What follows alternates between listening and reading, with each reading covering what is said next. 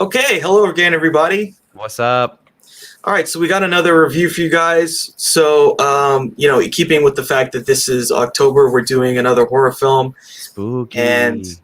we've been doing a lot of stuff that's like kind of older or kind of classics or like films that I think people should watch Mm-hmm. every Halloween season. And this is a new film from a sort of newish director. Mm-hmm. The son of a very famous director. So this is a film from Brandon Cronenberg, the son of David Cronenberg. Yup. And in a sort of like we talked about Mandy, and so like that guy's the son of another director, right? Yeah. It's funny the parallels there. Yeah. Yeah. So Panos Cosmatos is the son of George Cosmatos, who his movies are big budget Hollywood action movies. He did Rambo. He did Cobra. He did a couple movies with Stallone. He did Tombstone, famously the fucking Val Kilmer movie with Kurt Russell and everything. So he was doing that, and then Panos comes along and he's just like doing these like weird mood pieces and these like psychedelic horror things. Brandon Cronenberg, however, the apple falls very close to the tree. He's following very much in Daddy's footsteps, which is great because David Cronenberg is one of my favorite filmmakers, and he's one of the ones that I did the deep dive on a couple years ago. I watched all of his films, all of his student films, like everything. I read all the interviews, so like I'm really well versed in Cronenberg, and it's interesting to see what the son is basically just doing the same thing, which is cool. Absolutely. It's like right. It's just another tangent off of what David Cronenberg does. It's exactly the same genre, the same feel, the same tone. It's really some of the same themes. Yeah, it's like if his movies that he was making in the early 70s or whatever were being made today, basically. Like he's in that stage, before he got really interested in like characters and like personal stuff, when he's just doing the straight kind of like, what if a bunch of people get infested by a bunch of worms and they make them want to fuck each other. Like it's just a concept thing, and this is very much like a concept piece, I think. Possessor Uncut. Yeah. So I guess the distributors changed the title. It was called Possessor. Now it's Possessor Uncut. I guess. Why do you think about that? I think it's dumb, but I think it's dumb too. But it's like uncut. What? Like you didn't change anything. Okay, whatever. I don't know why they did it, but I don't think it really matters. Like the film sort of stands on its own. Oh, for sure. Yeah. It's weird because like it's not like Possessor, or like Uncut or whatever. It's just Possessor Uncut. So it's like you're thinking, is that part of the title? It's like I think they're just trying to say like we were cool enough that we didn't have to cut anything out of this movie. This is like the original, because there's some stuff in this movie that like, you show it to the MPAA, they're like, no, you can't have that in there. Yeah, probably. Yeah. But it's just a weird choice. Maybe it's like a marketing thing. It's just like, ooh, this movie's forbidden. Like I have to see this. Yeah, I mean, the title is basically just any film title is a marketing ploy. Some of them are better than others, but I don't know if Uncut really. It's a little titillating. It makes you think like, ooh, like is this really hardcore? This is so hardcore that I have to see it. That's the only thing that probably I get from changing the title to that. Mm-hmm. But yeah, regardless, this is a hardcore sci-fi horror film. Billed as a techno thriller. Yeah. Yeah. So yeah. Horror, the horror part of it is my favorite type of horror, which is not spooky ghosts or spooky spirits, specters, whatever. It's the horror is just the fucked up degeneracy of human beings, which is my favorite thing in the whole wide world. Yeah, the characters here, especially the ones doing the possessing, as it were, are kind of devoid of anything. They're separated. They're separated from the human condition, and I guess you could say that makes them better at their job. Yeah. Well, that's the conflict. That's the whole conflict of the movie, is that our lead possessor assassin is that she's trying to hold on to like a thread of her normal life, humanity, whatever you want to call it. But that just gets in her way. in big ways. It gets in her way of doing her job, and then by the end of the movie, she's all in, and we're left with this like really dirty, empty feeling. Yeah, the whole thing's very, very dirty and empty. But like that's the human condition at times, right? Especially like, I think there's been a lot of, I guess, scholarship in terms of like what is the most, I guess, accurate depictions of the future in certain sci-fi films, and the ones that get talked about the most is like Alien and the Terminator, the first one.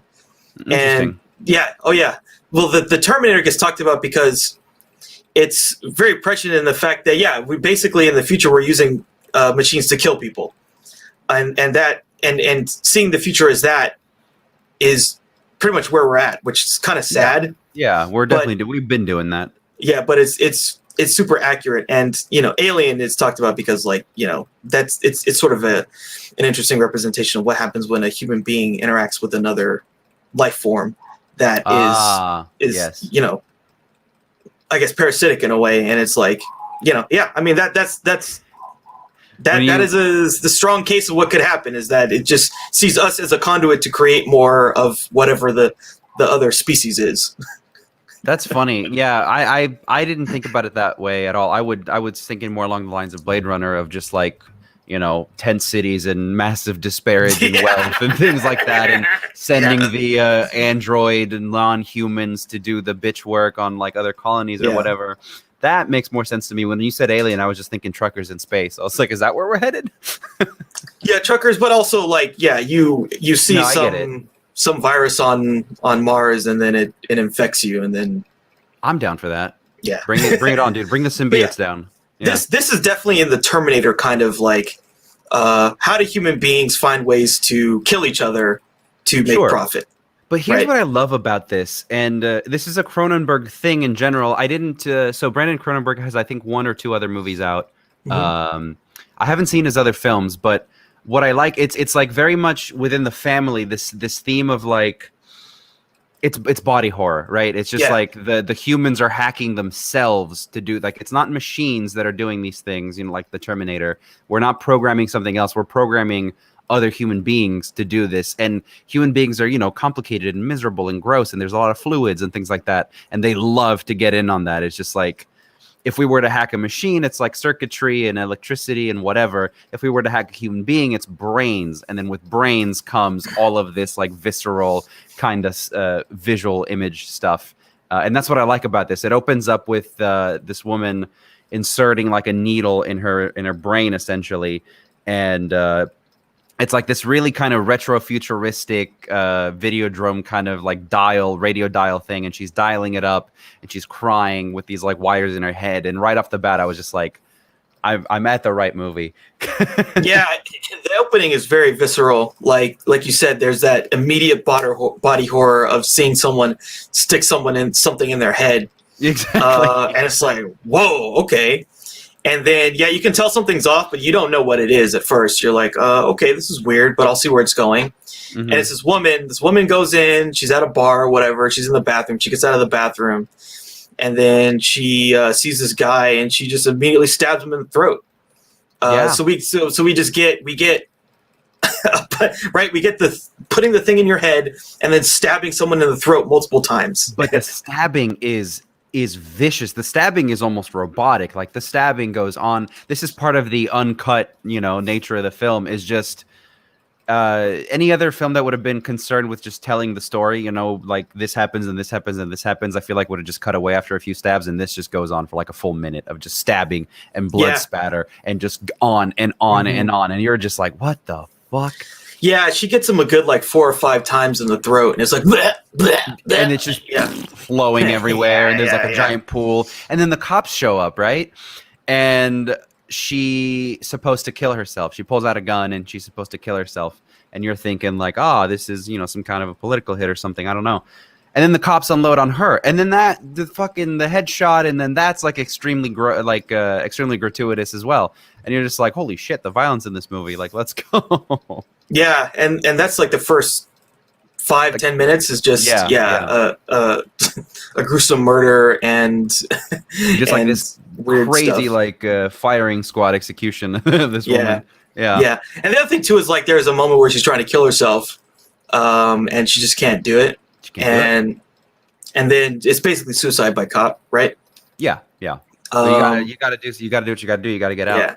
And yeah, it's just like, what the fuck is going on here? And then we basically see that there's this other character who is possessing people through this apparatus to have them do their bidding. Yeah, and the apparatus is once again that kind of weird Cronenbergian retro future.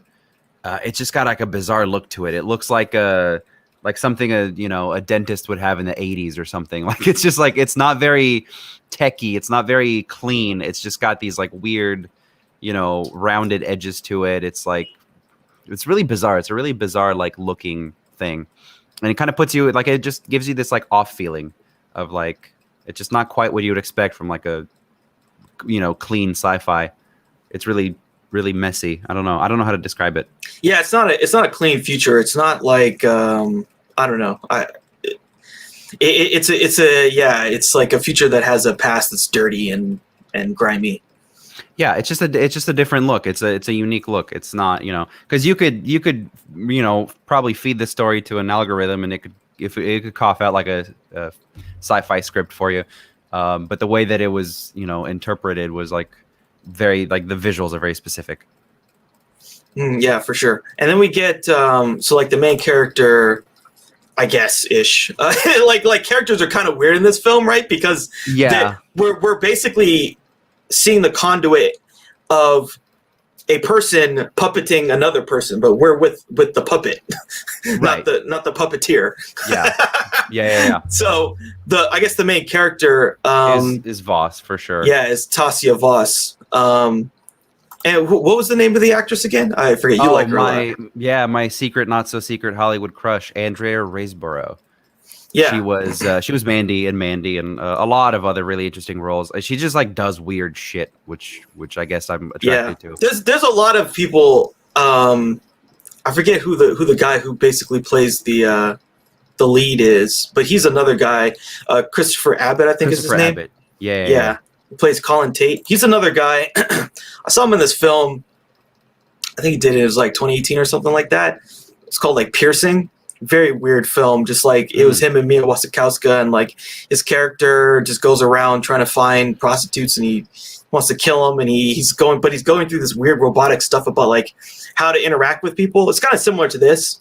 It's like, how do I interact with this prostitute so that I can kill them?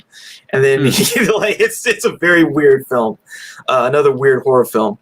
So like, yeah, this is like a film full of people that like, they just like they're into this weird shit. And speaking of people who are into this stuff, Jennifer Jason Leigh is in this. Yeah, it's just just an absolute jack of all trades, but really specifically is into these like mind fuck horror movies. And she has worked with Daddy Cronenberg in the past, so I'm sure there was a little bit of, synergy there in terms of getting her in this movie. Yeah, there's a certain number of actors. I think what's his name is in this category as well. Robert Pattinson, who they just kind of say yes to certain types of people. Yeah, exactly. And then they're like, okay, how can I create some crazy character out of whatever scenario I'm put in? Yeah, exactly. He's just like, I'm gonna say yes. Oh, you did this? Yeah, I'll say yes. And I feel like these people, they're like, yeah, I'll say yes, and I'll just like do my thing, and I'll put in the work. Yeah. So this is a really interesting film. So she did this hit, and then basically find out that this company does hits through this technology for someone hires them. Yeah. And they say, kill this person. And so they then possess another person to do the hit so that no one really knows, which is, it's almost really interesting in like a John Wick kind of the continental way of like the stuff that's happening in the movie is less interesting than the world itself, right? Is like, you've got this shadowy contract agency that is, contracted by the highest bidder to do like all these corporate hits or whatever. And they do that by kind of, they have like this intelligence team, presumably, and they find somebody who's like in or close to in, but they have something in their past that like makes them seem like they would do something like this. And then they just kind of manipulate that person. They possess them and manipulate their like circumstances to make it seem like, oh, you know, he just snapped, you know, and he killed the leader of the this or that. So that's kind of how they do the hits in this movie. But then that's about where it stops with the detail on that. Then we do some more character stuff with Voss.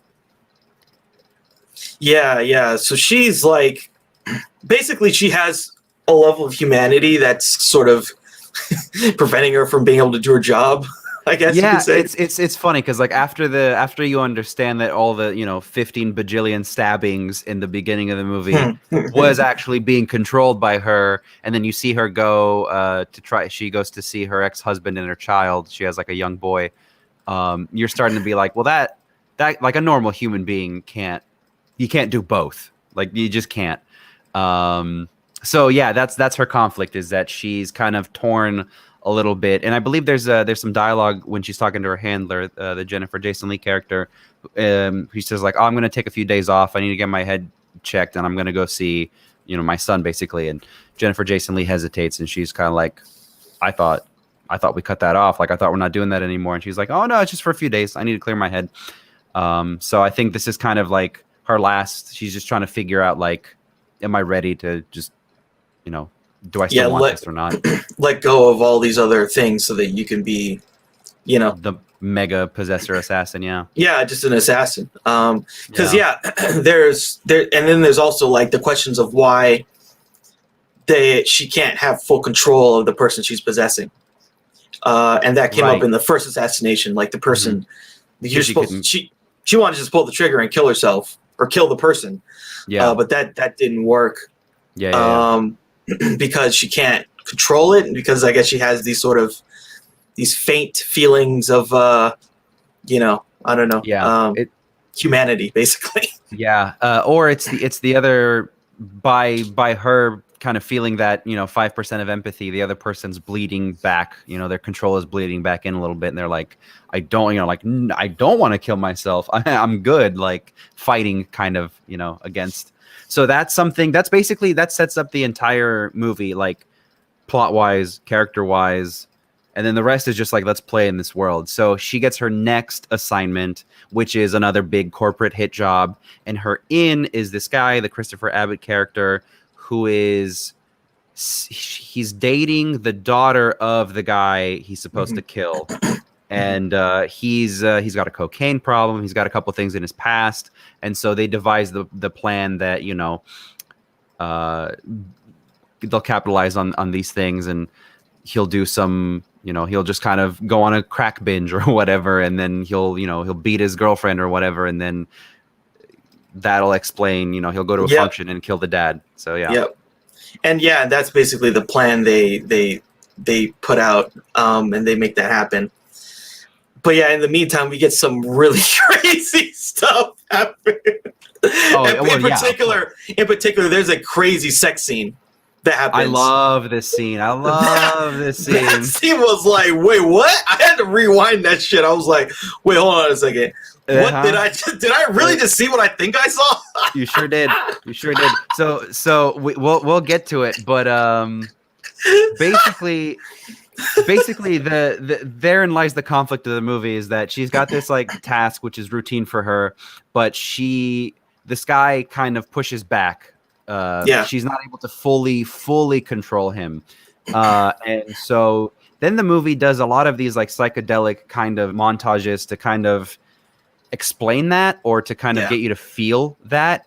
And as we talked about this, I believe off stream, like in the poster, you see her like wearing the mask or whatever. I hate that, because that's a shot in the movie, and it's like, now when you see it in the movie, you're like, oh, that's the poster, and it's kind of like robs it of its novelty or whatever.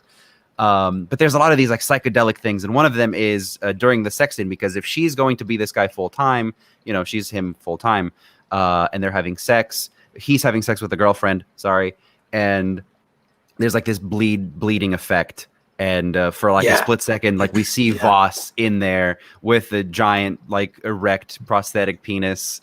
Really interesting visual. And fun fact about that, apparently it was her idea. to do the prosthetic penis. The Andrea Riseborough, she was just like, it's my character, I need it. And then she was in that prosthetic for like 4 hours, apparently 4 or 5 hours that day. So that's, you know, like that's why I like some of these actors, because they just go for it and they're like, like, this is not weird. This is, you know, this is my process. And I just love that so much. Well, that's the world that this thing exists in, right? Like that was such a perfect visual representation of what the hell is happening, right? Yeah. It's this weird cross between the two of them, but who really has control? What's happening? It's crazy. And you get the sense that maybe this time more than any other time, this is probably like the biggest kind of back and forth she's ever experienced with somebody fighting actively, trying to take control back of their life, you know? Yeah, she's very confused by it. Yeah. And it's an interesting performance thing, because like Christopher Abbott plays both, right? Like he's playing this like mixed up, like he's playing Voss and he's playing his character, Colin Tate. And he has to kind of give off when kind of Voss is in control, controlling kind of him when he's fighting back. Yeah. So I don't know. What'd you think of his performance? I thought it was great. Really I think he's really good. I think he's really good. And like I said, I liked him in Piercing, and it feels like a continuation of that kind of a character, someone who's conflicted, who's like, but yeah, this is like on a whole different level, because, you know, there's so much stuff. You're playing another person controlling you. Then you're playing the conflict.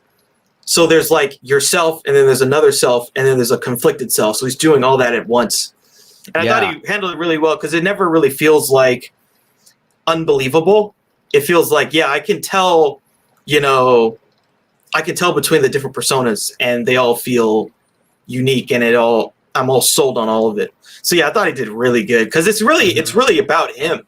He has to sell this thing in this film. He does. Yeah, they do a lot in the first act to build up kind of the whole concept and to build up her. Like she really only has that one scene with her family to kind of get her. So that's kind of, you know, that's important too, that like she has to sell all of that in basically like 2 or 3 scenes, and then the rest of the movie is just him, and she's just stuck in a machine essentially. But he does a lot of like physical stuff too. Like that first scene, I like the shot where she wakes up as him, and it's like, I believe it's like the camera's like on its side, like seeing him as he wakes up, and then he's like, it turns over, and then it just like really kind of tracks back for a long time, and he's just like, he's kind of like a zombie. He's like shuffling. He's like not fully in control of all of his, you know, his body basically, and that was really interesting. Like there's a lot you can do with just acting that kind of gets your point across, instead of, you know, like it just reminded me of that. It's like, it's a low budget movie, but I think nothing is wasted in this movie. I feel like because of the budget or whatever, like there's no extraneous kind of like, we have to make it to the 88-minute mark or whatever. Yeah, for sure. Like everything, like the purpose is to sell some type of idea. Exactly. Yeah. And yeah, again, I thought his acting was really good. Because that's not easy, like the task that was given to him. No, yeah, absolutely. In the meat of this movie. And it's just like, how do you sell all these ideas, these crazy ideas that are going on in this character's head all the time? Yeah, right. And that was his task. And yeah, I thought he did a good job of it. What did you think of the so we see kind of what his day job is. The idea is that the girlfriend's dad, the girlfriend's dad is the you know, the president of the company or the owner of the company, and as kind of like a slight fuck you, you know, she was asking her dad, like, give my boyfriend a job, and he's like, okay, sure, but he doesn't really like the boyfriend because, you know, he thinks he's a burnout.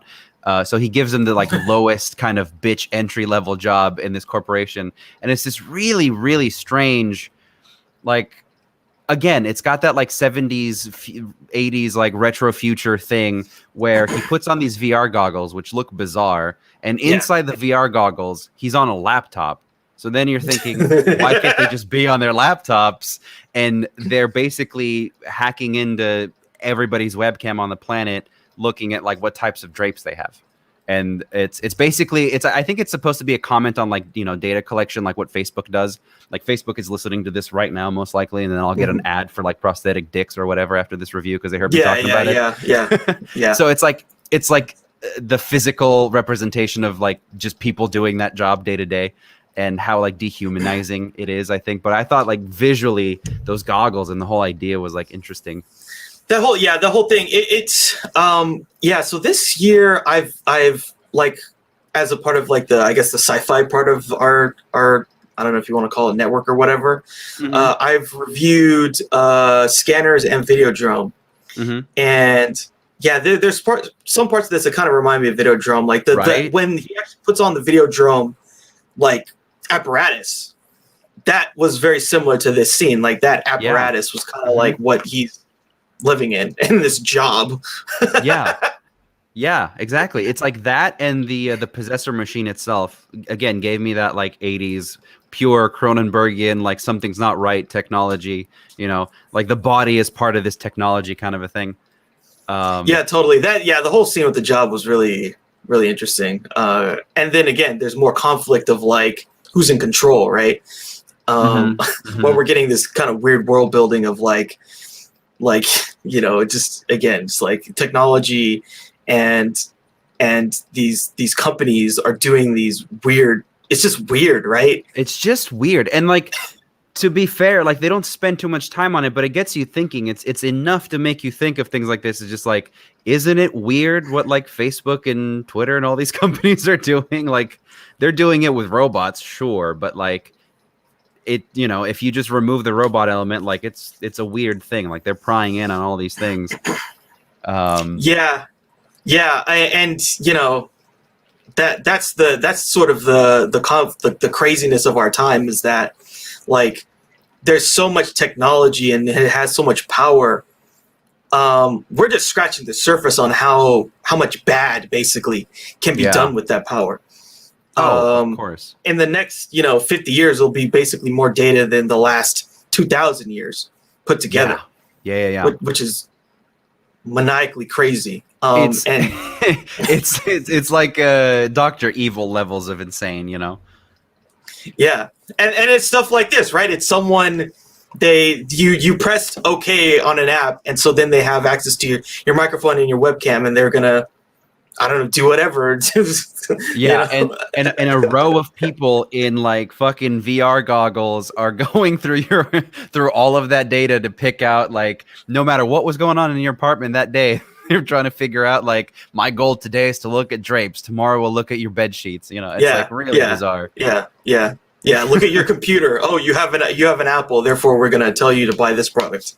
Yeah. I just thought it was really interesting to, like, again, remove the robot from that and then just like add the human, because I think that's what this movie does a lot. Like, this movie is basically, you know, like you could have an AI or like a robot possess people for assassinations, but it's a human being instead, and that again, it gets complicated and it gets messy. And that's what I like about that. We should talk about the scene now, like with when he actually basically does the assassination, when they do the assassination. How cool that is. That's so fucking cool. So first of all, they go to this, he gets his way into this function with his girlfriend to where like all the big shots are, all the big wigs, and we get to see who her dad is, and her dad is none other than Sean Bean. Mr. Sean Bean, Mr. Dies and everything. He got roped into this somehow. But again, like the perfect person for this. Like, oh, he's getting assassinated. Of course, it's him. Of course, and he sells it like he doesn't even. I feel like he didn't even have to act. You know, he's just that guy. He's got that like big wig, corporate, big dick energy. There's a great scene when the guy shows up at his house and he's drunk, and he's just kind of like, he's not even scared that this guy's in his house. He's just like fuck off, you know, like, please. Yeah. It's like, oh, you're back again, Jesus. Yeah, so basically he starts some shit at this function with the dad to kind of sow that seed of like, to make the hit believable, of like there's animosity between the dad and this the boyfriend character, so that the next time that he goes to see him, you know, they're gonna kill him, and then it's gonna be believable. But on the way out, we'll talk about the assassination itself, but of course on the way out she can't pull the trigger, and then the scene, or the movie, just goes on for a bit longer. But the assassination, where do you want to start? Well, we should talk about how brutal it was, right? Okay. And like what she did it with, right? Yeah, it's weird. Like this character, man, it's just like you see her family, you see her kid a lot, and then you see her stabbing dudes, and like, so it's a fire poker, right? So Yes. she knocks him over the head with the fire poker. Whatever, no big deal. Now, the only thing that gave this is a very graphic scene, but the only thing that gave me solace is that Sean Bean's character was like off his ass drunk, right? So I was just like, maybe that's like less awful. Yeah, it didn't hurt. It only hurt a little bit less. Yeah, or something. Yeah. But it's terrible. It's scary too, because prior to him showing up, Sean Bean is talking to his daughter, right? And they're basically talking about how this guy's a piece of shit, and it's okay, we make mistakes, whatever, I'll take care of you. So the daughter goes upstairs to go to bed or whatever, and then the guy shows up and they have a little conversation, and so he hits him with the fire poker, and then he just so does he stab him does he like poke him in the face a bunch of times before he goes for the mouth? I believe there's like kind of an over the top shot, and it's just the stabbing in the throat, and then we start to see more intense like. So he basically, yeah, I'm looking at it right now. He basically just like he beats him with it. So he beats him. It's not like oh, I hit you 3 times. It's like 15 hits on this guy. Just beat the shit out of him. It's like Passion of the Christ. So he beats this guy into submission basically, and he's just like writhing on the ground. And then he goes straight for the mouth with the fire poker. He goes directly in the guy's mouth.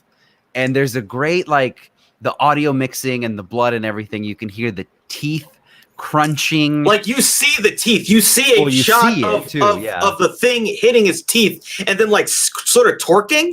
Yeah. And then you see, like, basically teeth come out of whatever the gum is supposed to be. And you get this sound of, like, gums and teeth crunching. It is wow. And so while he's doing that, he's basically like, think about us like squeezing an orange, He's doing that to this guy's mouth. While that's happening, the fucking daughter comes in the scene, and she's just, it's a great moment of acting. It's just kind of like, how would you react in that situation? If you saw that happening to your dad, she basically just melts. But then the guy picks up a gun and he just shoots her in the fucking back. Yeah. It's like, it really is like robotic, but I feel like robots wouldn't be this vicious or this like it's this character Voss is just so interesting to me. Like, why is she so fucking depraved in these assassinations? It's got to be something it's something that we don't really get. And what's interesting too is like the character is trying to fight certain parts of her humanity still. So like it's almost like this character could go even further. Like this is her kind of holding back, or maybe this is some kind of release that like I don't know. Maybe the character gets something out of doing this type of violence. Maybe that's I don't know. Maybe yeah, it's interesting. So again, I'm watching it here. He shoots the girlfriend in the back. He takes the poker out of the mouth because it was all the way in. Now it's coming out, and it's coming out with all the teeth and all of the wonderful stuff that you want to see. And then he just kind of stands there for a while, and he looks at this. He looks at like the masterpiece that he's created, and he goes for the eye, and he like lodges this thing into his eye, and like scoops the eyeball out of this guy's skull. It's just fucking wonderful. And I guess this is the uncut part of the film. Yeah, like it's like part of the package, the violence of this movie. Oh yeah, it's not necessary for the story at all, but it's there and it's like on full display and it's really bloody. So I just think that's interesting that he decided to do it that way. I don't know if that's because it was a genre thing or that's just how he, like obviously David Cronenberg does a lot of just gratuitous body disfiguration stuff, but like I don't know why he decided to do all the violence in this way, but he did. Because again, it's not necessary for the story. Like we get it, he kills the guy, but like we sit with it for a while. We really do sit with a lot. That scene is some of the most brutal shit I've seen in a while. Especially the shit with the teeth. Yeah. But some great work from the sound people and whoever. The sound people, the prosthetics and everything. Yeah, the prosthetic. Yeah. Like if you look long enough, like you'll be like, okay, that's fake. But like if Obviously, you're like, yeah. you know, like like they do a very good job of selling it. And that's the type of, there's something about like when you personalize some like that type of violence, you know, when it's not just like the fucking cartoony, exactly. The 007, oh, I shot him and he just fell and died. It's like, no, I shot him with a bullet and the bullet went through, and then, you know, I saw like something come out of the other side. It makes it feel so much more visceral to like see someone's teeth or get their eyeball getting pulled out of their socket. Yeah, it's not pretty. It's not like a plot point, you know, and then he kills him. It's like the point of it is to make you kind of see how dehumanizing this whole thing is. And I think, you know, in that sense, it totally works. And then, of course, after that, he goes and he hunts down the girlfriend, and he finishes her off too. Yeah. And then he's supposed to have his out. Sorry, there's like a beam of light on my face. Yeah. He's supposed to go kill himself, and what do you know? Can't do it. And then the movie goes on for like another, I don't know, third act, I guess, for like another 30 minutes or so. Mm-hmm. Mm-hmm. There's some stuff. There's like another character who's like he's the inside man. He's like an inside man, yeah, like a double agent or whatever. Mm-hmm. Yeah. But ultimately, we end up at the guy ends up having enough control of his own body and figuring out what's going on. And there's again the psychedelic scenes of like he's looking in the mirror and he sees her, and you know, they see each other. They're wearing the masks, all this cool shit. There's, I believe. No, it was. Oh, there's also like those crazy scenes of like him seeing stuff of her, and then going places that she knows. That's right. Yeah, exactly. Yeah, well, that's what he's doing. He's basically trying to like get revenge, essentially, at this point, because she's ruined his life, you know, forever by doing these things, and so he's going to pay it forward, and he's going to go find kind of what are the things that she cares about. And ultimately he ends up at the family's house with the ex-husband and the son. And this part was very interesting because in the background what's happening is that they can't pull her out or whatever of the machine. You know, they're keeping her in because of this thing is messing with the kind of how the machine works or whatever, so she has to stay in. And it's like really dangerous to her health because she can't kill herself. She can't. She needs an out, basically. And like there was a scene earlier where she puked up like a fountain of blood. Yes. Oh my God, that was so funny. It was like a huge amount of blood, and so there's no like the apparatus is not working properly, and so she's in danger. Yeah, but it was again more like the amount of blood was just in that scene where she puked up the blood. It was like, wow. You know, it's great. That was one of the things. Like when we got to when he kills Sean Bean, you know, with the teeth and everything. That's when I was just like, I made the right choice. I came out to the right movie. This satisfies my bloodlust. I went to see this movie in theaters. And there were 3 other guys in the movie theater. Yeah, and they were really silent the whole time, but I think they had a really good time. They came out of it. It's an interesting time. I mean, if you know, there's just so much in this film, and if you like this kind of horror stuff, like he gives you a lot of it. You know, he gives you a lot of it. Yeah. And maybe I don't want to spoil the ending if anyone because this is a new movie. So if anybody out there wants to see it, like I recommend it. It's a little bit of a slow burn in the kind of the beginning of the second act when we're kind of figuring out, you know, how much she possesses this guy, kind of what her powers are, what his powers are against her. But once we get to the killings, like you're in it, you know. So I definitely recommend it in that way. It's coming out on video or on Blu-ray in like 2 months or a month. So I would say check it out. But the ending of this is like a twist ending, I think. It's I mean, it is a twist ending. A little bit, yeah. But ultimately, you know, Voss figures out her whole family issues and she's able to commit one way or the other. We'll put it that way. Yeah. It's an interesting film. It's solved. Sure. Yeah, it's solved. Her problem is solved for her, basically, by way of her, you know, already being in this position in the first place. Like she did it to herself, kind of a thing. Mm-hmm. So this is not a fairy tale world. Let's just put it that way. Mm-mm. You know, this ain't some Disney shit. Which is great. Which is what I love it. I'm just so fucking thrilled that we can have this.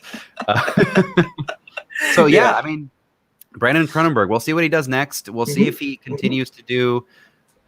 If he continues to do like Cronenberg style films to really make that kind of family name a household name, literally. Yeah. I was wondering, like, so the guy, so he's like 40, and this is like the second feature film he's made. Is he that old? Yeah. Well, I thought he was in his 30s or something. He was born in 1980. So yeah. I mean, 40. It's not old. It's not old at all. No. I mean, trust me, dude. I'm out here slumming it, and then the only thing that's keeping me going is that Ridley Scott didn't direct until he was 40 years old. Sorry, his first feature. He directed thousands of commercials. And commercials. But whatever, he didn't make a movie until he was 40. So there's hope for us all. Yeah. And I feel like this is like he had. I was looking at his IMDb. He had like basically one other feature film credit, Antiviral in 2012. The rest have been either short films or video, stuff like that. So yeah, I mean, I feel like this is like sort of the beginning of. I think so. Where he's gonna go in his career. Yeah, and it's just the it depends. It all depends. The market is so weird right now. It is, not necessarily for horror movies, because like you'll always get like Amazon just picked up those like a pack of like 5 Blumhouse movies or whatever. So, like, they did like a 4-pack. It's like, hey guys, it's October.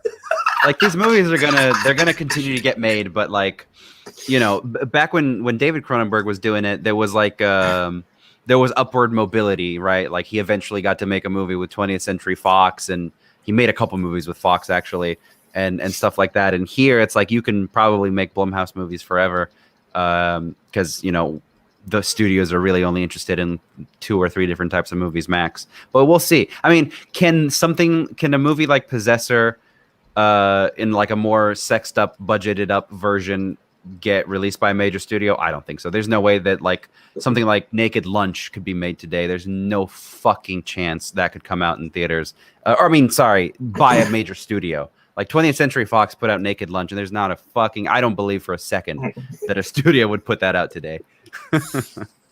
Yeah, I think that there's more stuff that can be out there because of the Amazons and the Netflixes. That's exactly. I think that's where they'll go. Yeah, again, yesterday I did a review with a friend of the channel, Alyssa, and we talked about the remake of Rebecca. I feel like there's sort of a Netflix film. It's sort of formulaic, and they all feel kind of the same. Like they're high production value. They get these good actors. They get a director who's kind of up and coming. But everything else kind of feels generic. It's like, it's slightly above average, but it doesn't do anything. Yeah, it's not offensive. It's not offensive, but it's not like there's it's not like this. It's not right. It's not Possessor Uncut, where it's like brutal and violent. They've had some interesting horror directors, but I don't know if they've had any really horror films that. I don't know. I'm trying to think if the Black Coat's Daughter was on Netflix or not. I don't think it was, but that was one that I think was like. But they had like the previous film, I think, of that director. But yeah, I think that they kind of shy away from certain from just kind of stuff. Unleashing, because like I think like you're right. Like they have to follow the kind of standards, or like the formula. Basically, that has to be within certain parameters. Like, and because we talked about some of these films, like Extraction and fucking The Devil All the Time and stuff like that. It's just like, yes, they're good and they're serviceable, and sometimes they're great, and maybe they're doing some technical stuff here and there, but ultimately it's like kind of like a Hallmark version of some of those things. Like you don't really get to see like a fully unleashed director like doing something like Possessor would do.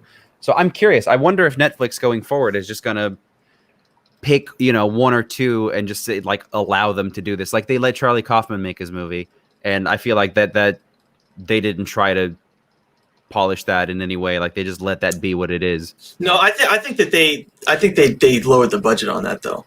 I feel like that film felt like the budget was like 20 million, but he probably would have wanted like 40, because like again, like comparing that film to something like Synecdoche, New York, which you can of course. tell The is a scale. way bigger scale film.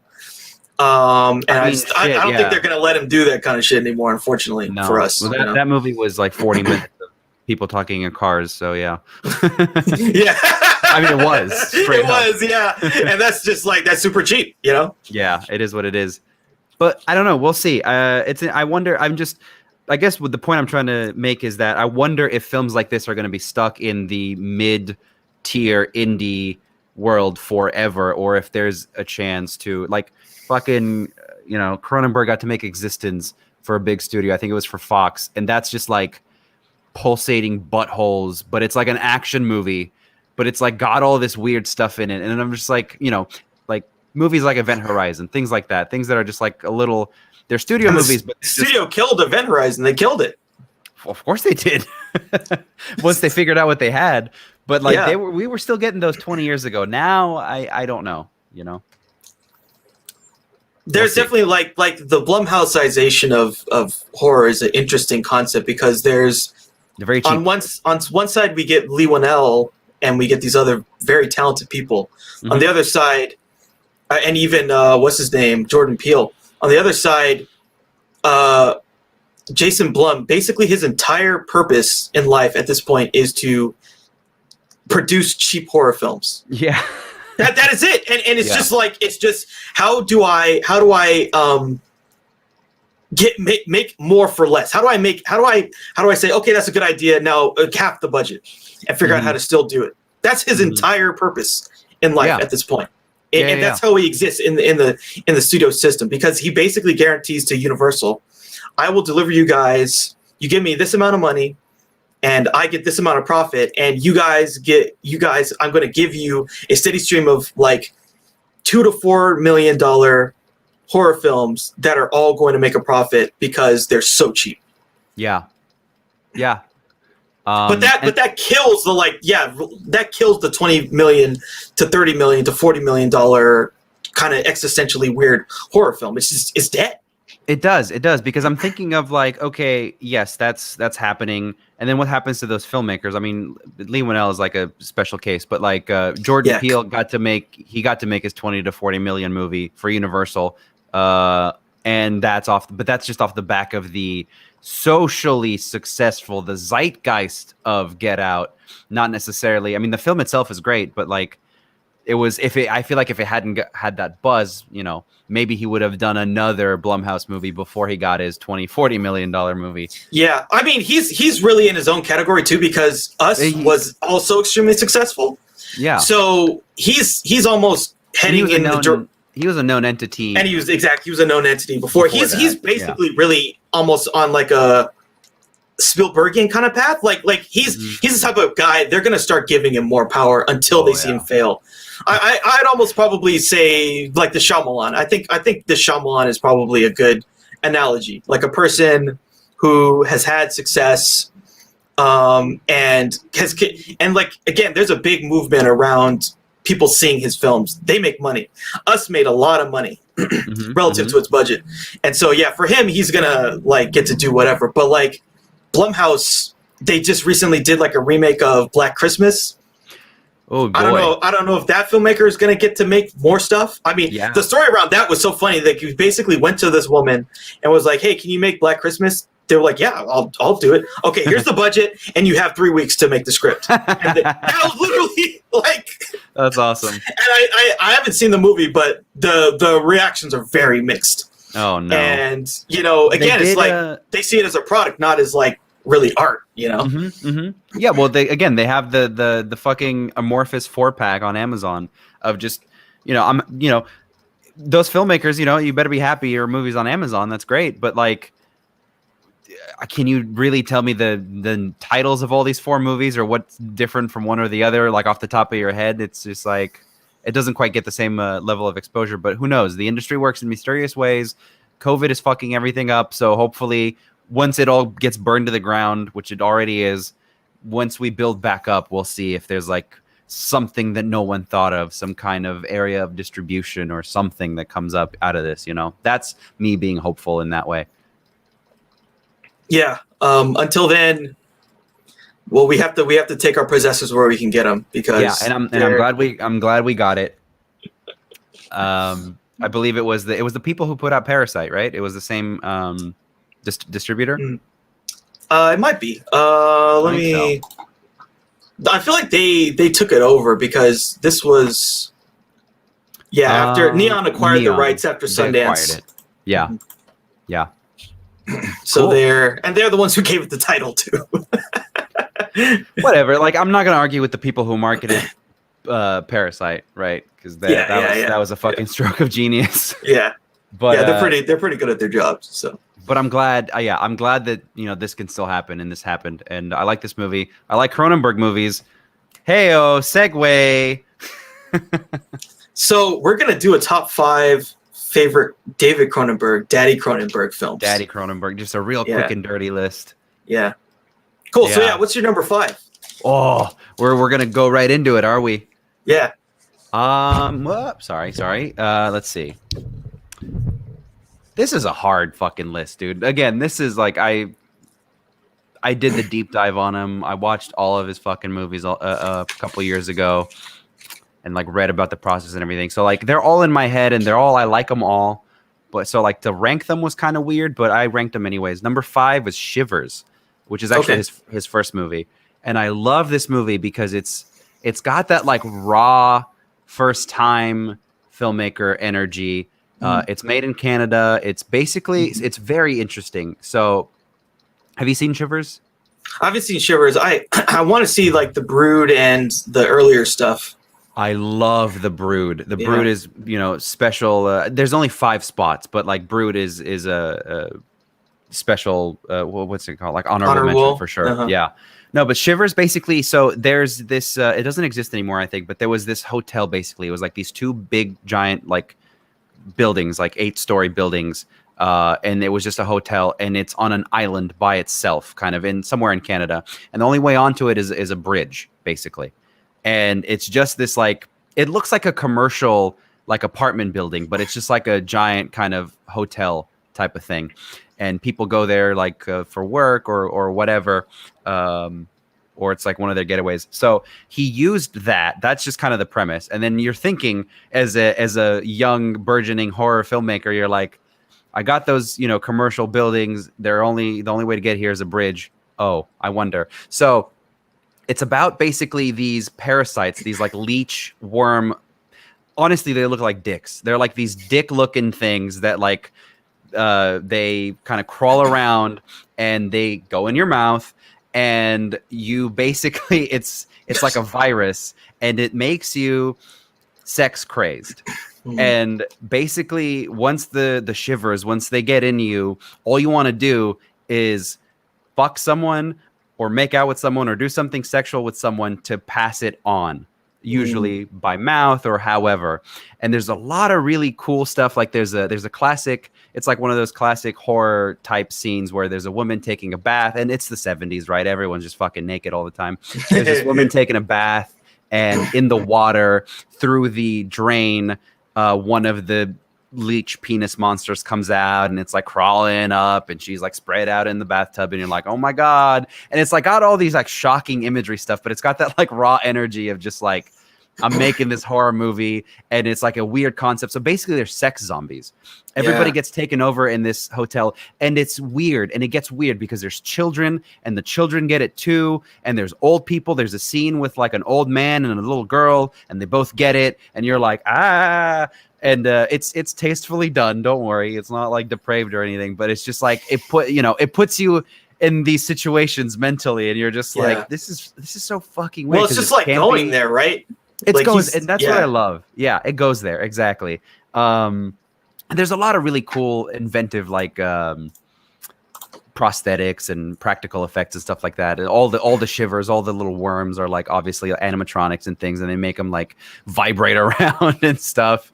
It's really visceral, but it's just got that energy of just like going for it, and it puts you in these like really interesting scenarios. And that's pretty much it.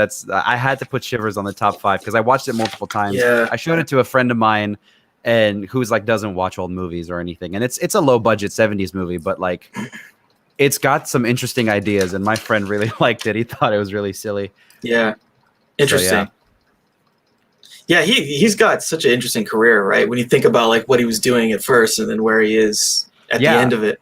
But like strangely, there's a through line to it. Mm-hmm. Yeah. Mm-hmm. Yeah. So for me, my number 5 is going to be A History of Violence. Hell and yeah. so he did some cool stuff with Vigo. You'll see another Vigo film on here. I really like this film. It's definitely like, I feel like there's basically sort of 2 types of things that he's sort of done on a certain level, at least the stuff I've seen, where there's like the sci-fi horror, weird body horror, crazy stuff that messes with your mind, makes you think like, what the hell's going on? And then he sort of did like A Dangerous Method, A History of Violence, and these other kind of films that are a bit more dramatic. But again, there's still scenes where there's like some violence that you get the Cronenberg level of violence. Exactly. He's not gonna just like do a scene and where someone gets killed and have it just be, oh, they die. It's like, no, they die. And body some horror brutality. means there are bodies that are being horrifically, you're seeing it. So the body horror ascends all genres, and this is sort of like a drama. And Vigo's this guy who's got a past he's trying to run away from. And he's got this new family, and then there's like William Hurt and some other actors that are playing these gangsters that are trying to catch up to him. I believe is one of them. It's so great in that movie. The great Ed Harris. Yeah. He's always something.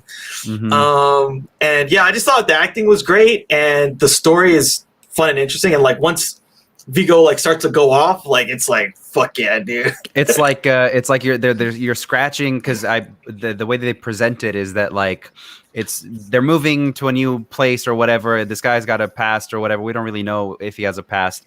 And then like he kills someone, right? That's like he does like a good thing. He does a good deed, but he does it act of violence. Yeah, that act of violence kind of like brings in these people, and you're scratching at the surface of this guy's past until, you get to the point where it's just like all out there, it's a great time. Yeah. So that was one I really liked. And again, like Vigo is such an interesting actor. Mm-hmm. He always, like, again, I feel like these guys, the Cronenbergs, they attract these type of people who act for the sake of acting. Yes.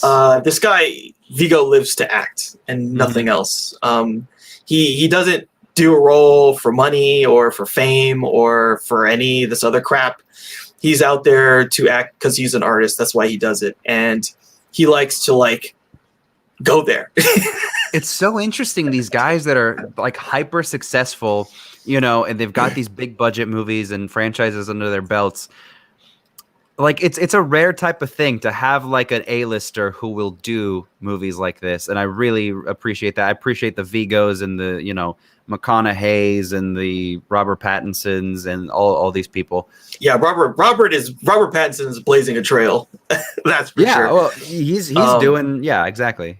Yeah, Vigo is also like the consummate anti-A-lister, I think too. Because he's the type of guy, like I remember like right after he did The Lord of the Rings, the biggest movie he did after that was like this movie where he's like a horse.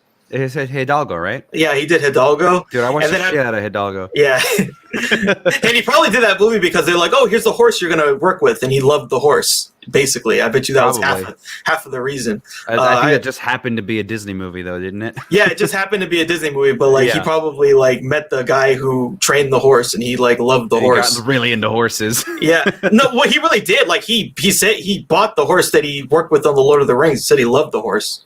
I love it. Yeah, and the whole reason that he was even in Lord of the Rings was a fluke to begin with. Well, sort of a semi-fluke. I mean, they had Stuart Townsend was going to be Aragorn, and then they shot like 10 scenes, and then they were like, no, this guy sucks. And that's a good choice. Unfortunately, basically, and then they brought in our boy Vigo. The rest is history. But yeah, Vigo. I love Vigo. He's a great actor, and he's really great in this too. Really great. Love that movie. We'll talk about it again soon. Yeah. All right, cool. So yeah, what's your number 4? Number 4. So number 5 was Shivers, which is kind of his first foray in like sex zombies, horror. There's a lot. So the through line for me for all of his movies is there's the violence, which is just kind of disfiguring the body in any kind of way, shape, or form. And then there's the psychosexual stuff. And I feel like the psychosexual stuff is more what he's into. At least later on, he got into it. It's like 60-40 kind of, maybe even more than that. And this one, I think, is the perfect in the middle marriage of it. Videodrome is number 4 for me. It's a funny concept if you think about it. They pick up a pirate signal of these snuff films, right? And I have the Criterion Blu-ray of this, and there's like all of the B-roll that they shot of the snuff film is on there. It's just like 20 minutes of them just shooting that like B-roll. It's horrifying. It's terrifying. I don't want to be in that room of them just like shooting, because like he's just telling her like to scream constantly, and they're like, because they're like whipping him and doing all this crazy shit. Crazy that this movie got made. But yeah, it's like this movie has just got like, it's got everything I want from the kind of body horror side of Cronenberg. It's got it, and it's like very uniquely him. It's like not kind of molded in any way. It's not like anyone else's screenplay or anything, I don't think, if I remember correctly. It's just like the TV is cancer. It's like got these really interesting ideas, kind of like Possessor, really, if you think about it. Possessor's got a lot of ideas of like the technology is, we are the technology and this and that. Yeah. So we've already reviewed Videodrome on the channel. There's a review for it up, so like I don't have to talk about it for too long, but I really like it. I like James Woods. James Woods is like one of my absolute favorite actors of all time. I like how everybody just goes for it in this movie. Debbie Harry goes for it. And just the fleshy VHS tape is like very iconic. Yeah. It's like an image of its time, and ultimately I like the idea that this guy's got like a cancer gun that shoots cancer at people. It's just like got these really fucking strange ideas. And it's technology and humans interfacing, right? Like that thing with the gun, like his flesh melds into the gun. Exactly. In the way that, maybe in the way that Brendan Cronenberg's movie, the guy's got the VR goggles on looking at your drapes. He is the Facebook algorithm. Yeah. Watching you do all your dirty deeds. So like, yeah, it's a classic Videodrome, but I think that's for me probably my favorite of his body horror movies, because it's like it hits that like line kind of like perfectly for me. Yeah, it's a great one. It's a great one for sure. Some very iconic imagery. So for me, my number 4 is Eastern Promises. So this, I feel like this is probably this is one of the first films of his that I really saw, I think. Oh, interesting. Actually, yeah, because I probably hadn't seen any of his other stuff before when this came out. I think the first one I saw of his was A History of Violence. I just rented it on a whim from Blockbuster, and then I got really turned on to the violence, because you see violence in movies like we talked about, like James Bond shoots the guy, he goes but like that movie in particular is just like about the violence, and I was just like, this is an interesting filmmaker. And then I didn't get around to Eastern Promises until later, but go on. Yeah, Eastern Promises, this is again another him and Viggo and Natalie Watts, who Naomi Watts. Naomi Watts, who's these are some of the greatest actors ever. She's one of those too. She's one of those actors who just like will do the thing. She's a David Lynch gal. So yeah. And she's just like, there's something about her, man. That's just like, she's so incredibly talented at acting. Yeah. And it just oozes off like the authenticity and the rawness. Like it's hard to get something that raw. And this is another one of these violent, gory, bloody. There's a scene where Viggo's naked, killing people in a freaking sauna, and it's not this so good. It's not this cutesy 007. Hi-ya. It's brutal, bloody, violent, disturbing, disgusting, horrific. But also, again, there's this sort of outlying, really interesting story, and the acting's great, and I really like seeing these two work together. I'm a fan of A Dangerous Method as well. I like that film. I like that And film again, as well, that's yeah. another the psychosexual, like you said, like that's Mhm. purely like let's go That's- straight to the source of the That's his thing. psychosexual. No, it's so funny, dude. When I saw that movie was in production, I had seen like Crash and some of his other movies, and I was just like, he is out of material. He's just going straight to the source. Yeah, it's straight to the source. It's like, why It's should so I funny. make up some weird apparatus and some Right, like, sci-fi interplay? Like, no, I'll just go right to the guy. Yeah, who shout out created to shout out to Dead Ringers as another one of my honorable mentions. Yeah, Twin Dead Ringers. gynecologists. That's all I have to say. Twin gynecologists. That's fucked up. So yeah, he's Yeah. just attracted to these things. Yeah, exactly. And yeah, so again, Easter Promises, and like these two are kind of like fit for me in this like version of him where he's doing these kind of, it's almost like the prestige films with the good actors and all this other stuff, but like his take on it is, I'm gonna show you the brutality of the way these people live, and I'm going to really emphasize how horrific the world can be that they exist in. Yeah, exactly. I love it. He's I'll just talk about my number 3 right now, which is A History of Violence. I put it above the other, like the kind of horror stuff, because I just think he only did those 2 movies that are like kind of more traditional crime thrillers or crime dramas. They're dramas. But I just think the way that he mixing his sensibility of like coming up with all this like bizarre shit, like the human turns into the he didn't come up with it, but like the human turning into the fly, or the human turning into the gun, or the human getting the penis monster in his throat and turning into a penis. Like yeah like it's I just mixing that with just like to the traditional crime drama, I think is like really unique. And I think if he gets if he makes any more movies, I think he should do another one of these. Because I just love his take on it. I love the brutality and the rawness of it. And History of Violence is one of those movies. It's the violence is there. The sex is also there. Like there's a couple really, really strong sex scenes in that movie too. It's just like really primal, the way that he does some of these things. Yeah. So I don't know. History of Violence is, again, the first movie that I saw, and it kind of just, I like how simple the premise is. I really like that a lot. It's a short movie. It's like 90 minutes. It's basically, family moves to a new neighborhood. You don't know anything about them.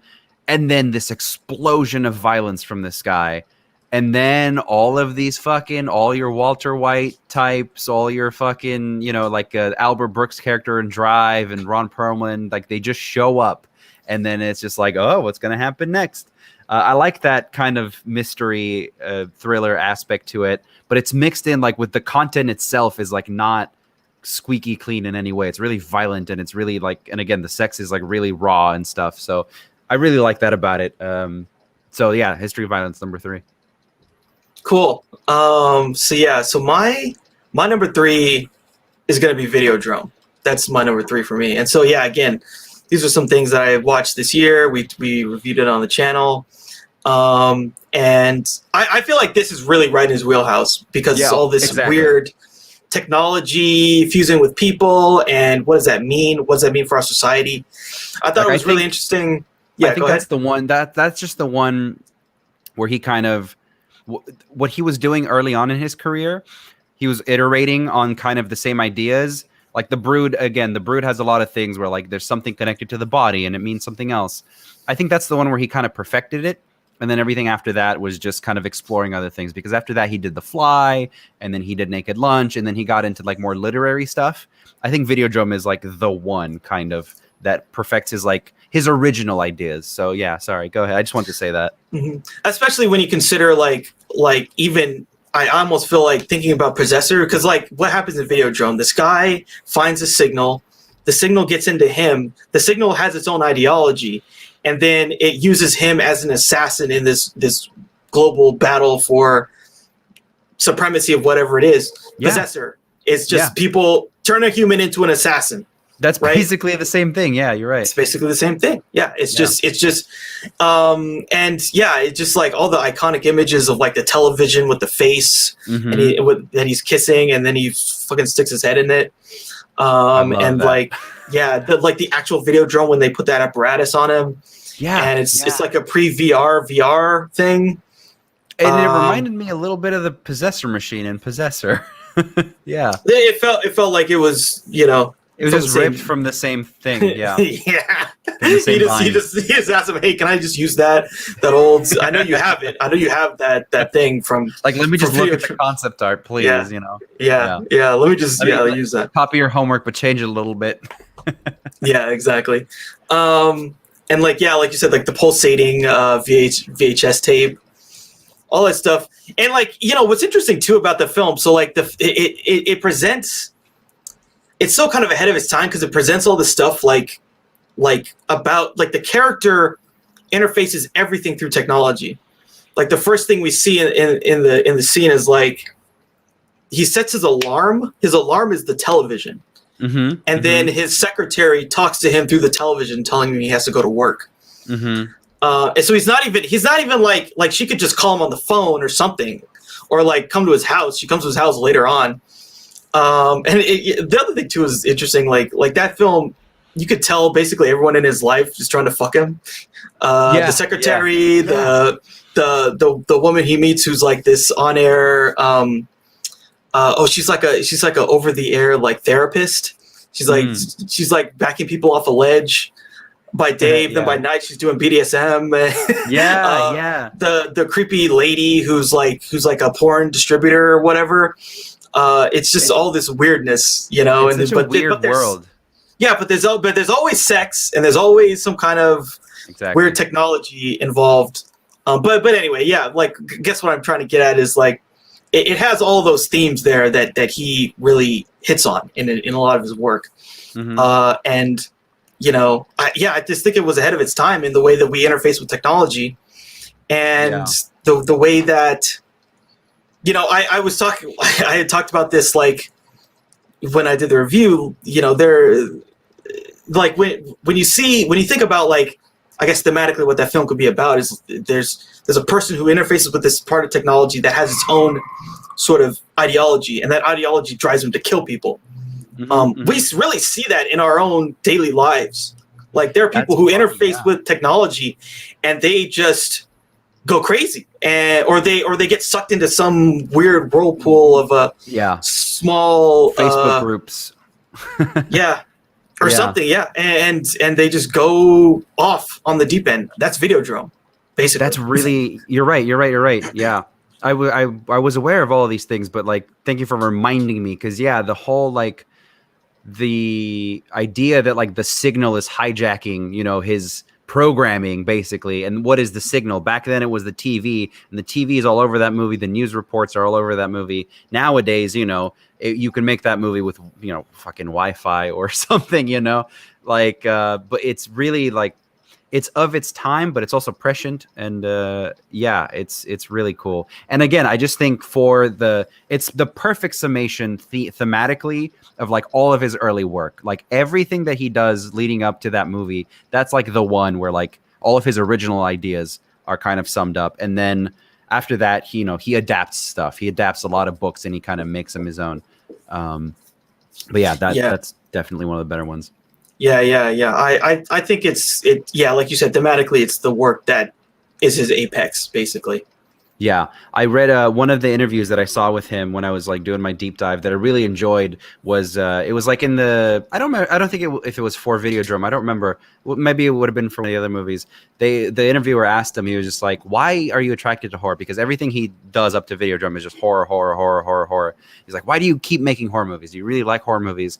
And he basically says like, "I don't set out to write horror movies. I sit in front of the typewriter and I write, and then what comes out is horrific shit, and then I make them horror movies." I think he made one racing movie just like for funsies, but like but it wasn't that was just something else. But like, I thought that's an interesting thing, is just like you just write whatever comes to you. And like, again, this is just kind of what led up to this point, was like all of these different ideas, and they're all, they work for horror. So I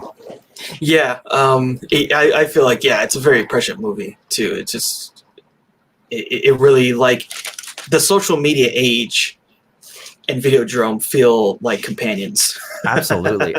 And if we're not getting snuff films via our pirate signals, we're getting again just the most intense gonzo fucking porn of all time. So it's like you can literally just take it from here and put it here, and it still works. I mean, in terms of snuff film is like almost, I don't know, an old concept, because now it's like you can go on the internet, you can see people beheaded. You can find that stuff, yeah. Mm-hmm. Yeah, you can see people beheaded. You can see people getting shot and killed. Yeah. You can see whatever kind of horrific things you want on the normal internet, let alone the dark web. Exactly. Before you even take the plunge. Before you eat the onion, like you could see all kinds of weird stuff. So yeah, and there's anytime. Exactly. Whenever you feel like it. I mean, and TikTok is its own kind of weird, right? that's like, that is still weird, but it's in a different universe of weird. Oh yeah. Oh man. But it's still fucking weird, man. I think as a species we're gonna be like haunted, and like we're gonna try to make sense of this era that we're in right now for like 100 years. And who knows, it's going to keep going and it's going to keep advancing, and I don't think it's ever going to stop, and eventually we'll be like, the Borg or some shit when we get the Neuralink installed. But like the way that people have been making movies about, lords and ladies forever, like I think we're going to be making movies about the impacts of social media and programming and just media in general forever. Like it's just something that we're always going to explore because it's just so weird. So weird. Yeah, for sure. Okay, so we're up to number 2 now, right? Mm-hmm. Mm-hmm. Yeah. So what's your number 2 film? My number 2 film is after Videodrome. He does The Fly, and he does Naked Lunch, and he adapts a couple other things. He does Dead Ringers, M Butterfly, which I believe is another adaptation as well. And then my number 2 is Crash, which is another adaptation of a book, but it is done in a Cronenberg way. Crash is the, like, if some of his other movies are like about the head exploding or whatever, about some of the gross out body stuff. This is all of the sex is in this movie. All of his like psychosexual stuff is worked out in this movie by way of this book, and it's about basically. It's again, it just creates this interesting world. It's about these people who experience car accidents, and they can be hurt from it and like permanently altered from them. Their bodies are permanently altered by these car crashes. But what it's about is like the sexual energy that these car crashes produce. And it's like basically this like Sexaholics Anonymous of like all these people who've been in horrific car accidents and they just want to fuck each other. Like it's like such an interesting concept basically. And it's about James Spader. He's trying to work out. He's got problems with his wife, right, in the bedroom or whatever. And he ends up working this out by stumbling upon this club of like physically damaged people who are all like super horned up by the car accidents and the physical trauma that they've been in. And again, it's just, if some of the other movies work out some of the more violent stuff, psychological stuff, this just works out all of the sex stuff. It's very noir in its execution, which is why it's so high up on my list, because I love noir. It's really, sexy, obviously, but it's like sexy in a dirty way. It's not sexy. Like, it's not one of those like a lot of 90s had like a lot of in the 90s there were like those skin flicks, the Cinemax like Titanic movies or whatever, like the Titanic sex scene where they're like in a car and it's beautiful and it's the first time. Or even like Red Shoe Diaries, or like things like smut, basically like soft porn that was made for network TV or whatever, or like for cable back then. It's like really dirty because like all these people are really severe, like they're mentally damaged as well as they're physically damaged, and they're like doing this to themselves. There's a scene at the end of the movie where they're going through a car wash, and David Spader is driving, and his best friend who he met in this sex car club thing is like fucking his wife in the back seat, and he's like getting turned on by it, and it's just like it's mentally it takes you to all these weird places, and I love it. I love that about it. It's just like it's like a psychosexual noir, and it got an NC-17 when it was first released. And again, this was like 20th Century Fox, dude, that was making these movies. Yeah, this. It's wild. So it got an NC-17, and then they pared it down to get it an R, and then I think they tried to pull like a Scarface where they kept trimming stuff for the censors, and then like they snuck all the stuff back in at the end when they released the movie, because there's an NC-17 cut of it out there, and it's fucking great. Like if you're just, but you got to be in the mood for it, obviously. But like, it's a weird psycho sex noir movie, and I really really dig it. Crash. Yeah, that's one I need to see. I've heard a lot about it. I feel like the joke was like people say, "Oh yeah, I like Crash, like the good Crash, the other Crash." You know, the good like, Crash, yeah, the good one, not the yeah, exactly, yeah. Not the one from 2005 that everyone was like, "Why? What?" You know. Man, and I thought that movie was cool too. That was another one. That was another blockbuster rental for me. I was just like, "Oh my god, it's got all these actors. I love Matt Dillon." And it's just like, what the fuck is this movie? It's just a mishmash. Yeah, it's a feel good. It's basically like that film is very much so like La La Land, but it's a different type of that same story. Sure, yeah. It's LA people feeling good about LA.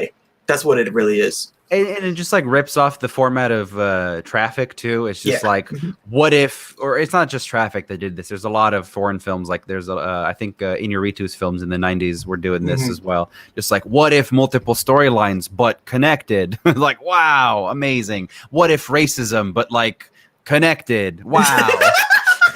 yeah, that's basically the movie.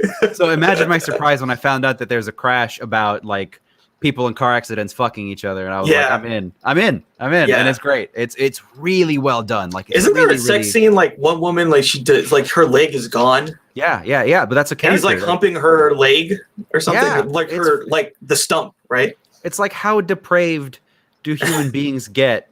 They when their needs aren't met or whatever. Like, it's just these are the Cronenbergian questions, and this is one of those movies, and it's one of my favorites. Number 2. Yeah. Cool. Yeah, I definitely need to watch that one. So my number 2 is The Dead Zone. So this is no shit. Yeah. I fucking love The Dead Zone. I thought nobody else on the planet had seen The Dead Zone. Yeah, no, The Dead Zone's great. The Dead Zone's great. This is, again, one of the best adaptations of any Stephen King stuff. It is, right? It's great. Yeah, it's like, absolutely great. We talked about it. Like, I'm not a big fan of Stephen King, but I watched this movie and I was like, I really dig this movie. Like, this is a cool story. And this is one. There's no fairies in it, as you would, like the Maybe fairies. That's why I liked it. Maybe that's why I liked it. Yeah, it's just a guy who, like, another thing that Stephen King likes is car crashes now, after he had that car crash. Oh, right. So this guy got into a car accident. It's Christopher Walken, who, again, like, this dude, he had this period in, like, I feel like it was basically from the 70s to when he did King of New York, where he would just put in these performances that are just unbelievable. Like he's unbelievable. Yeah. How good. Yeah. And this is another really solid performance. And he gains these psychic abilities where he can touch someone and have premonitions about what's going to happen to them. And yeah, it's really interesting. And then he gets stuck with this choice. He sees this guy who's played by what's his name? Oh, it's the Estevez father. Michael Sheen. Martin Sheen? Yeah, Martin Sheen. Martin Sheen was in that?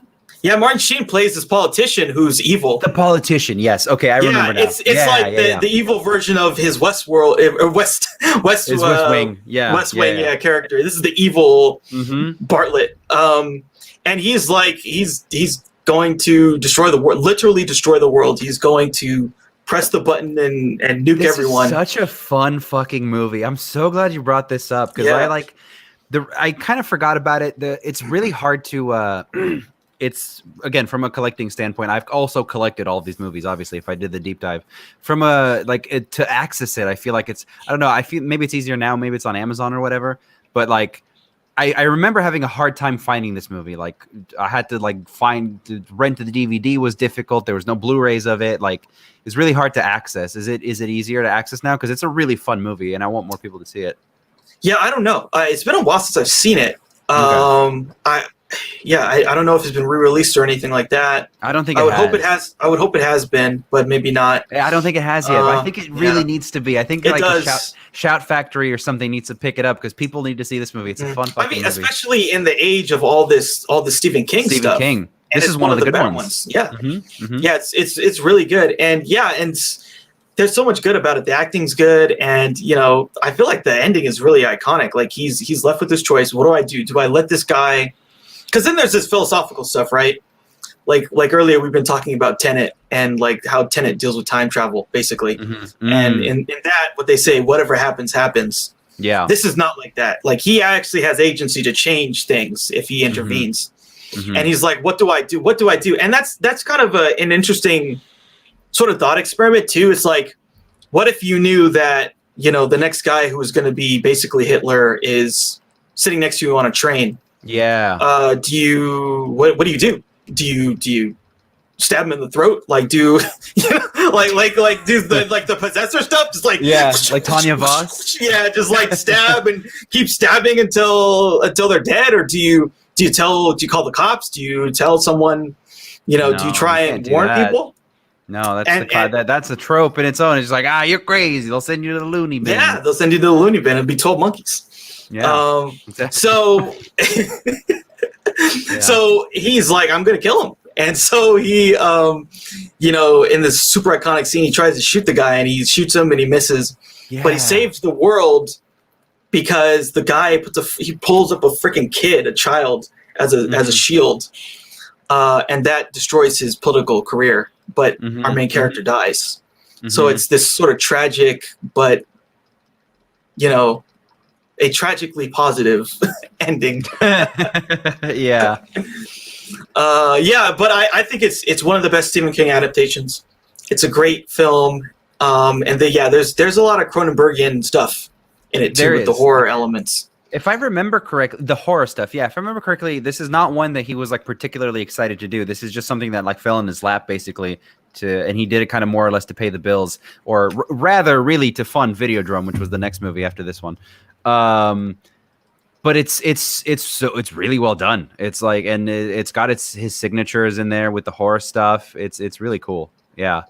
I think this is the one too where a guy commits suicide by putting his like his face into a scissor in the bathroom. Yeah, I remember that scene because it's so cool. Yeah. Wow, that is.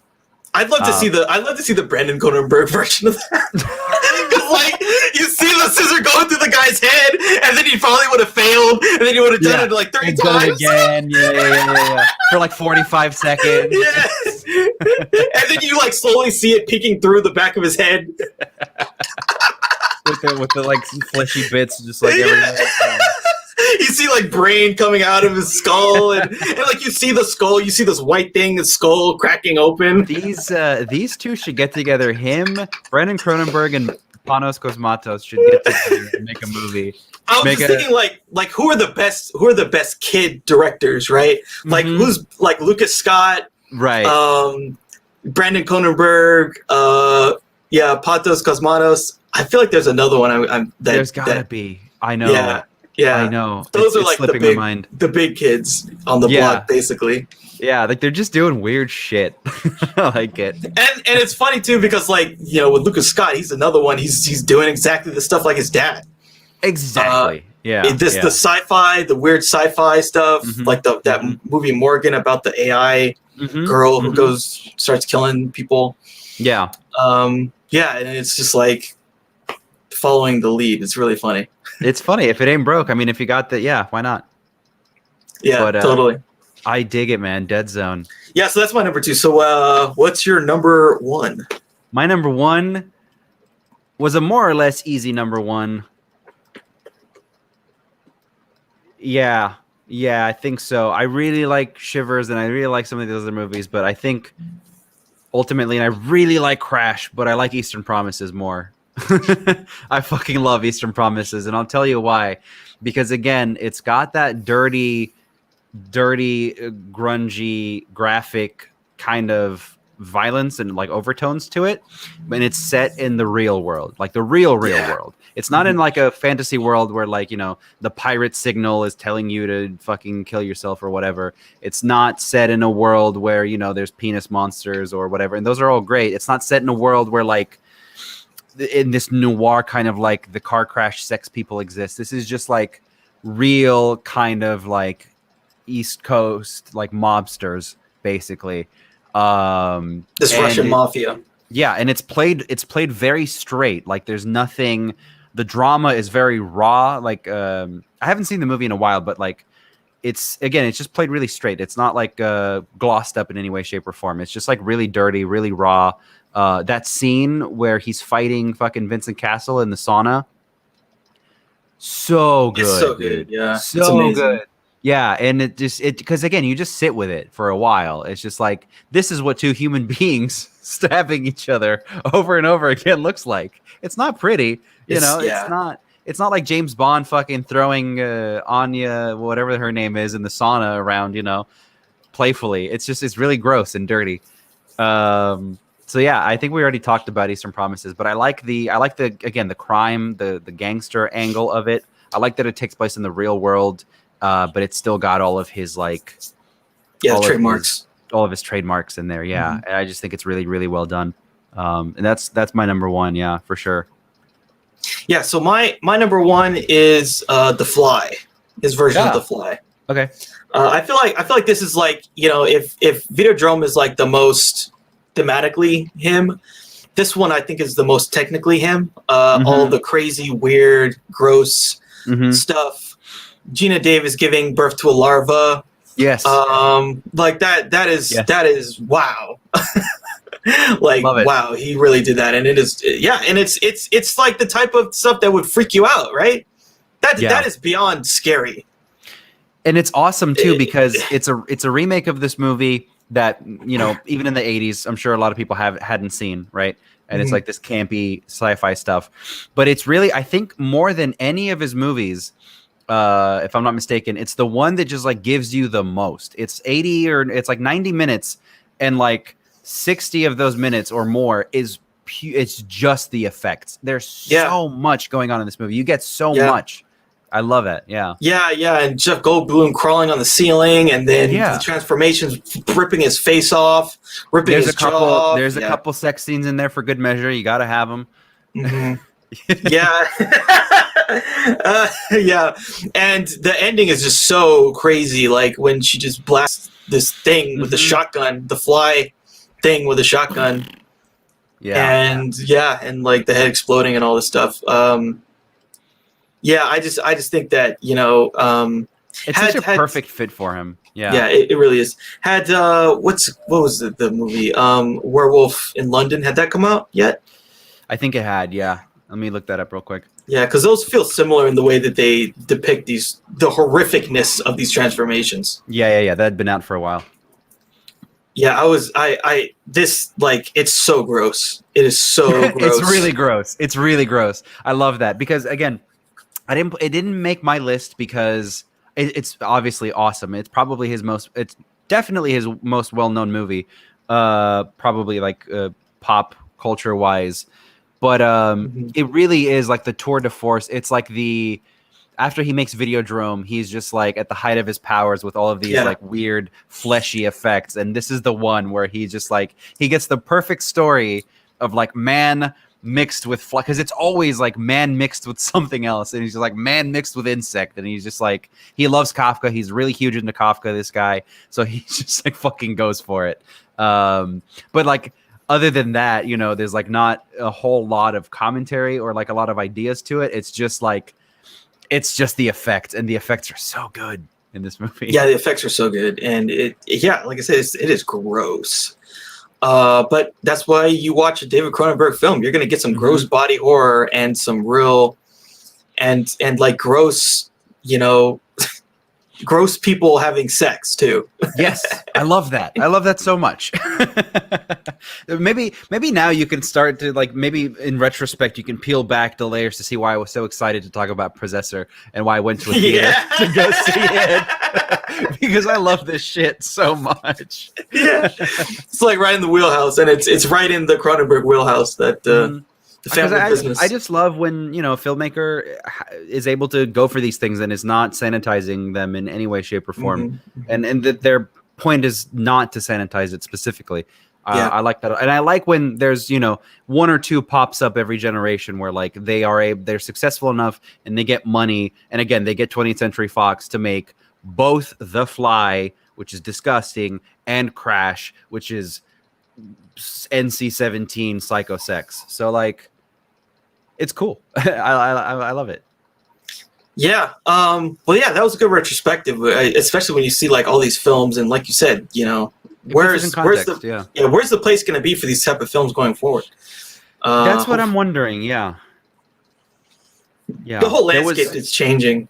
It's very different because, you know, I mean, we could talk about it all day, and there's like the numbers of how many films a studio used to put out like per year versus how many they're putting out now. And it's because they had this like mid-tier slate of just the weirdos, or like they had their auteurs or whatever that they would support, and every studio kind of had one.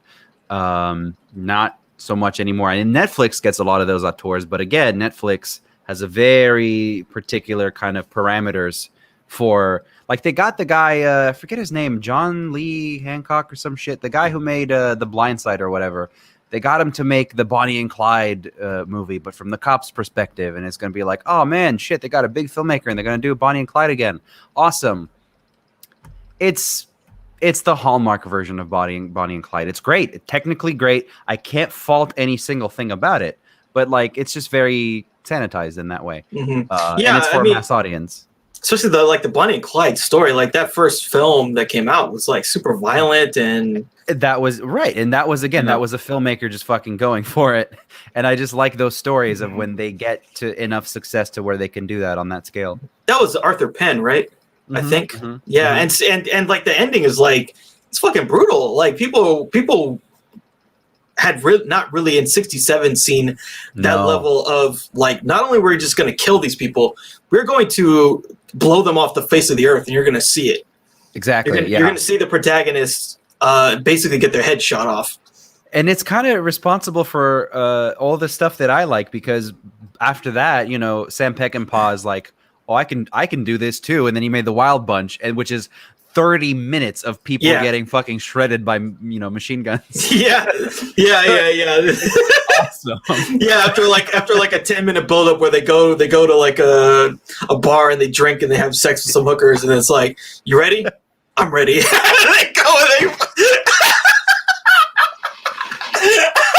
it's amazing. Why do I like this stuff? I don't know. I think Cronenberg is a good filter because he puts all these things in his movies, but then it makes me think of like, why do I like this stuff? And Brandon Cronenberg's taking it a step further. Even he's just like, you like this stuff, and then I'll show you the poker going in and out. Yeah, totally. Yeah, I don't know. I feel like the mid-range film is in a lot of danger because, like, again, the fact that Fox is gone. Fox Searchlight? I saw this crazy thing. It was like Fox Searchlight was responsible for like 40% of Best Picture winners between like 2000 and something. Like basically like a 20-year period. It's responsible for like half. Yeah. And nominations, it was like even more. And so it's like that's gone. It's been consumed by Disney. What's going to come out afterward? Who knows? No idea. Disney has already, like, they've been very specific about it. They said, fuck your back catalog. And they said, what is it? Alien, they're kind of iffy about, but they said for sure Predator, RoboCop, etc. You know, Die Hard, fuck off with that shit. Like, we don't care. Yeah, did you see that Die Hard? There was like a commercial or something? I did. I hate everything about it, but yeah, I did see it. It's just marketing. It's good marketing, but like I hate it because it's just like, yeah, they just got Bruce Willis to do it, and once they got Bruce Willis, they're like, Die Hard's back, and you know, just to make all this fake hype. But who knows? Maybe something will come out of it. Yeah, I'm very curious what they're going to do with all those properties, because especially like, you know, what's Terminator is another one. I think Terminator. They said fuck it. Well, Terminator, you gotta, I don't know. Well, Terminator killed itself, but whatever. Yeah, Terminator killed itself. But with like 3 times. Yeah. When it comes to like Predator, especially like Predator, with Alien, you know, Ridley Scott, he's been doing some stuff that's kind of been PG-13, but my fear is that they're gonna water a lot of the stuff down. When I think if Ridley Scott dies before another Alien is made, I don't think we're going to see another Alien ever. again. Like, I just don't think they're interested in that, unless, you know, they do the PG-13 version later down the line, and they'll do in honor of Ridley Scott, like when they will re-release the Star Wars movies when George Lucas dies, you know, like they're gonna be scummy about it. I have no doubts. Yeah, but I almost feel like that would be worse is to like get some person. Get Kenneth Branagh to do a PG-13 alien movie. Like that's what I'm afraid that they'll do. Yeah. Because that's like the kind of shit that they would do. 100%. You're absolutely correct. Because the thing with Alien is that there was a lot of moving plates as of recently. Like Neil Blomkamp was going to make Alien 5, and then that fell through. And then because Ridley Scott got to make Alien Covenant, and then he's like, I have one more that I want to make, but now it's just like Disney owns it. So like, that's why it's kind of up in the air, but I feel like maybe they're still honoring that plan because they do have Ridley Scott, and he's like, he's Ridley Scott. There's only one of him, but I feel like if he were to not do it or pass away or whatever, like they have no reason to really make another Alien movie, unless they do the thing. They do the Kenneth Branagh the Disney live action remake of the live action Alien. Yeah, they just do some kind of spin off for weird thing that's PG-13. The worst they could do is do a different take on it, like, you know, Alien in the now or something. I don't know, something stupid like Predator 2, Concrete Jungle. Neat idea, but like, I don't know. Yeah, I've heard a lot of people that like that movie. I like it. I don't hate it, but just like, yeah.